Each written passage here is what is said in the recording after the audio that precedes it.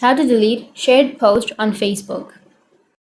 So if you want to delete a shared post on Facebook, then first you need to open up your Facebook application and then go with the upper right, which has that three bar icon. Scroll down, tap on settings and privacy, tap on settings, and again scroll down, tap on activity log, and scroll down again, tap on your Facebook activity.